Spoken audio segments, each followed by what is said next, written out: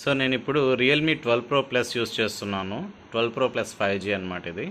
So దీంట్లో నిన్న అప్డేట్లో మనకు ఎయిర్ గెస్సెస్ అయితే ఇవ్వడం జరిగింది. కాకపోతే రెండు యాప్స్కి అనమాట. ఒకటి వచ్చి మోజ్ యాప్, రెండోది వచ్చి జోష్ యాప్. సో ఈ ఎయిర్ గెస్సెస్ని నేను టెస్ట్ చేయడం కోసంగా నేను మోజ్ యాప్ అయితే వేసుకోవడం జరిగింది.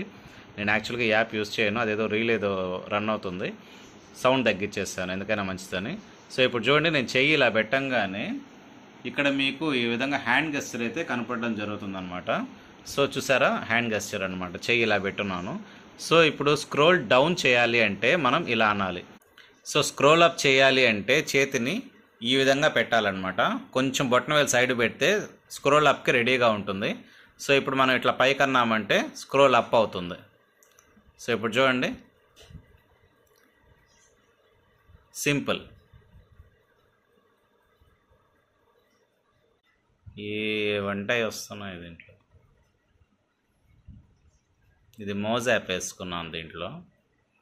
సో ఈ విధంగా మనకు వితౌట్ టచింగ్ మొబైల్ మనం ఎయిర్ గెస్సెస్ ద్వారా మనం స్క్రోల్ చేయొచ్చు అనమాట.